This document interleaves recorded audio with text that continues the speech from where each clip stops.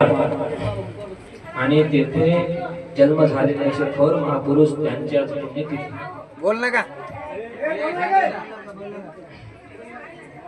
आणि या पुण्यतिथी निमित्त आपण सर्व संपृक्त जमलेलो आहोत. आणि या पुण्यतिथी म्हणजे आपल्या या नरदेहात येऊन आपण जे जे काही पुण्य साठवल त्याच्यानंतर आपल्याला जे काही आपल्या सोबत येणारी शिदोरी म्हणजे नामाची शिदोरी, आणि ती जर शिदोरी आपण या नरजन्मात येऊन जर आपल्या सोबत जर आपण साठवली तर त्या ठिकाणी आपल्याला नक्कीच त्या ठिकाणी मोक्षाची प्राप्ती होईल. कारण याच्यासाठी नुसतं नामस्मरण करून चालणार नाही, त्यामध्ये तुमचा भाव, श्रद्धा आणि तुमचं प्रेम त्या ठिकाणी देवाला अर्पण करावं लागणार आहे. त्या ठिकाणी नुसतं नामस्मरण केल्याने चालणार नाही, तर त्या ठिकाणी तुमचा अभिमान, त्या ठिकाणी तुमचा जे मोठेपणा, तुमच्या अंगातला जे काही आपल्या अंगात जो काही मोठेपणा अभिमान राहतो ते सर्व देवाला अर्पण करून त्या ठिकाणी लीनता घेऊन त्या ठिकाणी आपल्याला देवाला जर शरण गेलं तर त्या ठिकाणी तुम्हाला त्या ठिकाणी मोक्षाची प्राप्ती होते, अन्यथा होत नाही. कारण का लहानपण देगा देवा मुंगी चाकरेचा रवा, जेव्हा लहानपण येते त्याच ठिकाणी देव तुम्हाला त्या ठिकाणी प्राप्त होतो. मायबाप रे, देव प्राप्त व्हायला साधारण गोष्ट नाही. देव प्राप्त होण्यासाठी, देव प्राप्त व्हायला खूप काही कष्ट करावे लागतात. या संसारातून तरुण जाण्यासाठी गुरु महाराजांनी 2 साधन सांगितलेले आहेत, नामस्मरण आणि अनुदान. ज्या ज्या भक्तांना नामस्मरण आणि अनुदान घडते तोच भक्त या नरदेहात येऊन तरुण जातो, अन्यथा तरुण जात नाही. म्हणून गुरु महाराजांनी आपल्या या बाळगीर महाराजांच्या, गुरु महाराजांच्या पुण्यतिथी निमित्त आम्ही शहादत्ताचे अवतारू स्वामी बाळगीर महाराज यांचं समाधीस्थळ गाडीपुरा नांदेड येथे आहे, आणि ज्यांचं जन्मगाव श्री तीर्थक्षेत्र राहेर, आणि त्यांच्या जन्मगावी 2028 साली त्या ठिकाणी भव्य कुंभ मेळावा, संतांचा मेळावा, हिंदू धर्म जनजागृती कार्यक्रमाचं नियोजन केलं आहे. आणि त्याच निमित्ते आज गुरु महाराजांच्या पुण्यतिथी निमित्त त्यांचं जीवनचरित्र, शहादत्त अवतार बाळगीर महाराज यांचं जीवनचरित्र या ठिकाणी प्रकाशित केलेलं आहे. आणि त्या जीवनचरित्राचं अजून 10-15 दिवसानंतर सर्व भक्तांना ते वाटल्या जाणार आहे. इथं जीवनचरित्र 1008 जीवनचरित्र या ठिकाणी छापलेले आहेत, ते सर्व भक्तांना या ठिकाणी वाटल्या जाणार आहेत. आणि ते 1000 पारायण त्या ठिकाणी आपल्याला सर्व भक्तांना त्या ठिकाणी करायचं आहे. प्रत्येकाच्या घरी आधी पारायण करायचं आहे, नंतर शेवटचे जे 2 अध्याय राहतील त्या ठिकाणी श्री तीर्थक्षेत्र राहेर या ठिकाणी जाऊन आपल्याला सर्वांना बाळगीर महाराज यांच्या जन्मभूमीमध्ये जिथे बाळगीर महाराजांचं मठ बांधकाम त्या ठिकाणी, संस्थान त्या ठिकाणी उभारणी होत आहे, संत निवास त्या ठिकाणी उभारणी होत आहे, आणि शिवलिंग गणपती मूर्ती स्थापना त्या ठिकाणी उभारणी होत आहे. अशा पवित्र स्थळी त्यांच्या जन्मगावी जिथं त्यांनी क्रीडा केलेली आहे, अशा त्यांच्या पावन जन्मभूमीमध्ये आपल्याला जाऊन या पारायणाचा शेवट त्या ठिकाणी करायचा आहे.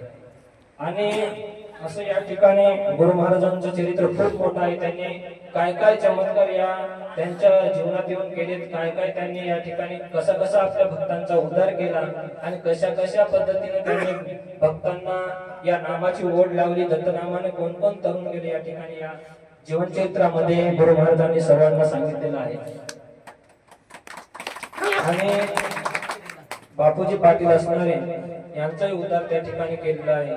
आणि असे अनेक भक्त या ठिकाणी गुरु महाराजांनी तरुण नेले. आपला आनंद संप्रदायाचा प्रचार प्रसार करणारे आपले गुरु महाराज म्हणजे शहादत्ताचे अवतारू स्वामी बाळगीर महाराज, आणि यांच्या जीवनचरित्रावर आधारित या ठिकाणी ग्रंथ आपल्याला प्रकाशित केलेला आहे. आणि आज याचं पारायण होणार आहे, याचं पोथी या ठिकाणी लावणार आहोत. आणि सर्वजण या ठिकाणी आता अभिषेक झाल्याच्या नंतर जेवण करून वरच्या मंदिरावर या ठिकाणी सर्वजण त्या ठिकाणी पोथीला बसायचं आहे. आणि हे पोथ्या 1028 या ठिकाणी छापलेले आहेत. आणि हे प्रत्येकानं ज्या ज्या भक्तांना पारायण करायचं आहे त्यांनी नाव नोंद करायची, आणि प्रत्येकाने पोथी घरी घेऊन जायची. आणि ज्या दिवशी आम्ही तुम्हाला सांगेल या दिवसापासून इतक्या दिवसापर्यंत त्याचं पारायण करायचं, तो तेव्हा पोथी सुरू करायची घरी नेऊन पारायणाला, असं या पोथीचं नियोजन आहे. आणि हे शेवटचे जे 2 अध्याय आहेत ते श्री तीर्थक्षेत्र राहेर या ठिकाणी या पारायणाची सांगता होणार आहे, असं या पद्धतीने नियोजन केलेलं आहे. तर या पारायणाचा आज थोडक्यामध्ये 2-3 अध्याय या ठिकाणी आपण घेऊ. त्यात अभिषेक झाला, सर्व संपन्न झालं या ठिकाणी. आणि गुरु महाराजांचा प्रसाद म्हणून हे बघा, फक्त गुरु महाराज चरणी यायचं म्हणजे नुसतं दर्शन घ्यायला यायचं नाही, तर या ठिकाणी काहीतरी आपल्या सोबत गेलं पाहिजे. या ठिकाणी येऊन नुसतं आपण अन्नदान करून नामस्मरण करून नुसतं जायचं नाही. तर या ठिकाणी आपलं तन मन धन गुरुचरणी आपण आधीच आपण केलेलं आहोत, पण त्या तन मन धनासारखं आपणही वागलं पाहिजे या ठिकाणी. आणि गुरु महाराज चैत आल्यावर नुसतं जर आपण दर्शन घेऊन जर मोकळ्या मनाने या ठिकाणी गेलं तर जमणार नाही. तर इथून तुमच्या सोबत येणारी शिदोरी जे आहे नामधन, इथे येऊन नामस्मरण करणं, इथून जे तुमच्या जीवाला आत्म्याला लागणार ज्ञान आहे ते या ठिकाणाहून घेऊन जाणं, जे तुम्हाला गुरु महाराजांनी नाम दिलेलं आहे त्या नामाचं नामस्मरण करणं, लाखोळ्या करणं हे तुमच्या भक्तांचं कर्तव्य आहे. कारण का यानंच या ठिकाणी उद्धार होत आहे असं सांगितलेलं आहे गुरु महाराजांना. म्हणून या ठिकाणी आता अभिषेक झालेला आहे आणि या ठिकाणी वरच्या मजल्यावर लगेच पोथीचं पारायण होणार. म्हणून सर्वांनी आता लगेच वरच्या मजल्यावर जायचं आहे आणि पारायणाला सुरुवात होणार आहे. या ठिकाणी गुरु महाराज आपल्याला दोन शब्द सांगतो. महाराज की जय. श्री गुरु रूप परम विवेक चक्षुष मंद भाग्याने पश्यन्ति अंधात हृदयता खंडमंडलाकार व्याप्तेन चराचरं तत्त्वदर्शी तस्मै श्री गुरुवे नमः.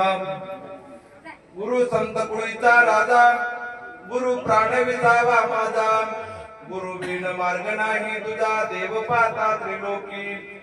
सद्गुरु बोध हृदय ठसला, ज्ञानदीप उजळला. सद्गुरु बोध हृदय ठसला, तेने पूर्ण दृश्य झाला. सद्गुरु स्वामी शिष्याची प्रस्तुत प्रसंगी आज या ठिकाणी कैवल्यवासी परमपूज्य सर्वांचं श्रद्धास्थान हृदयस्थान असणारे सद्गुरु बाळगीर महाराज यांची नवी पुण्यतिथी आहे. आणि या पुण्यतिथीच्या निमित्ताने जमलेले सर्व माझे भक्तगण, संत मंडळी, या सर्व साधू संतांच्या चरणी नतमस्तक होऊन मी या ठिकाणी कैवल्यवासी सद्गुरु बाळगीर महाराज बापूंची या ठिकाणी दोन शब्द मी सांगणार आहे. आणि संत हे कसे असतात आणि गुरु हे कसे असतात. गुरु पासून संत होतात पण संतापासून गुरु होत नाही. गुरु हा संतांच्या कुळाचा राजा आहे.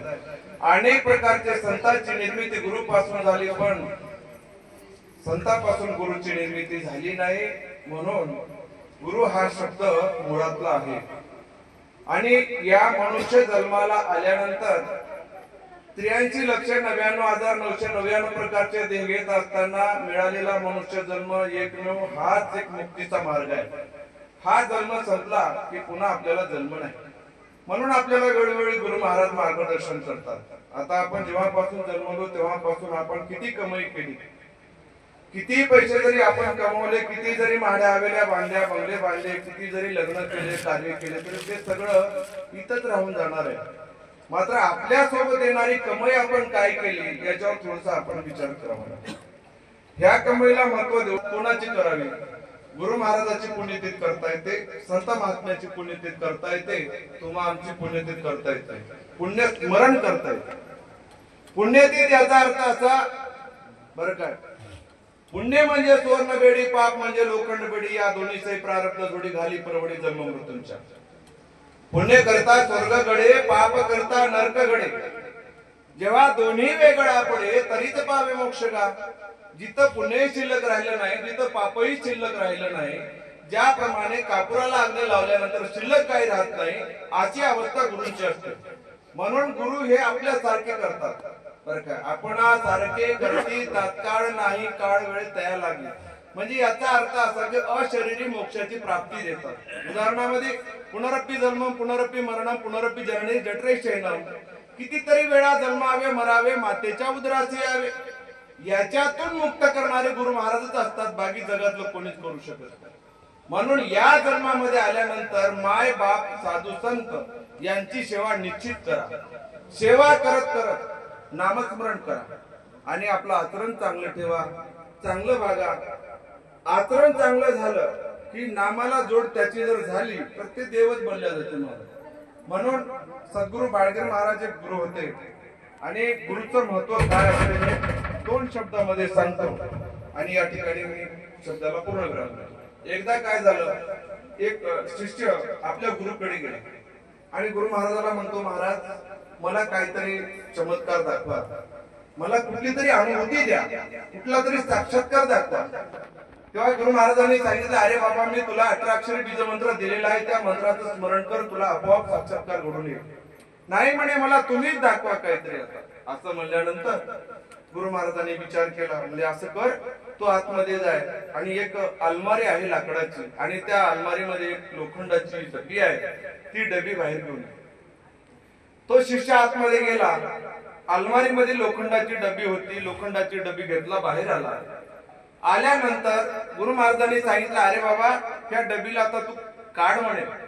जशी आपली काड्याची डबी असते त्याप्रमाणे ती डबी खोलली. खोलल्यानंतर त्या डबीमध्ये एक असा कागदामध्ये बांधलेली छोटीशी पुडी होती. गुरु महाराजाला सांगितलं, म्हणजे महाराज याच्यामध्ये छोटीशी पुडी आहे, मग ते काढणार म्हणले. वर पुडी काढली, वर काढल्यानंतर ती पुडी सोडली. पुडी सोडल्यानंतर त्या पुडीमध्ये छोटूसा एक तुकडा होता लोखंडाचा. आणि आपल्या गुरूंना सांगितलं, म्हणजे गुरु महाराज याच्यामध्ये तुकडा आहे म्हणे लोखंडाचा. म्हणजे ते हातात धरला आणि तो तुकडा त्या लोखंडाच्या डबीला लावला. एका क्षणात सोन्याची डबी झाली. तेव्हा त्या शिष्यानं प्रश्न केला, म्हणला महाराज इतके दिवस हाच परिचय लोखंडाच्या डबीत होता, आतापर्यंत सोनं का झालं नाही?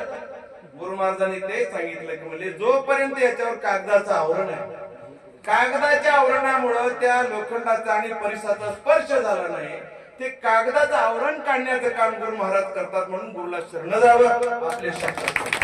आणि या ठिकाणी सद्गुरु समर्थ बाळगीर महाराज, एक सद्गुरु बाळगीर महाराजांच्या नंतर बाळगीर महाराज गुरु दत्तगिरी महाराज, बाळगीर महाराज गुरु येदुगिरीजी महाराज, बाळगीर महाराज गुरु दत्तगिरीजी महाराज यांच्या नंतर जे संत महात्मे झाले, जे गुरु झाले, ते म्हणजे समर्थ सद्गुरु बाळगीर महाराज वडगुंपा माहू. कारण त्यांचा आचरण, त्यांचे नियम, त्रिकाल संध्या, त्रिकाल स्नान, कोणाची भाडभीड नाही, कोणाच म्हणजे असं लालचीपणा नाही. हा भक्त मोठा आहे, मला काहीतरी देईल, याला वरी बसवा, असं काहीच नाही. मला गुरुच्या दृष्टीमध्ये सगळे समभाव, लहान असो, मोठा असो, थोर असो, सगळ्याला घेऊन करणारे आमचे गुरु महाराज. आणि त्यांचा अतिशय कडक स्वभाव होता आणि त्या स्वभावामुळेच आज आपण माणसं बनलेलो आहोत. नाहीतर आपण मनुष्य जन्माला येऊन सुद्धा आपल्याला कळालं नसतं की मी कोण आहे, कुठून आलो, कशासाठी आलो. म्हणून कोठून आलो कोठे जाणे विचार म्हणाला, कर्तव्य ते काय करावे पुसावे गुरुला. म्हणून गुरु महाराज आपल्याला ते कर्तव्य दाखवून देतात.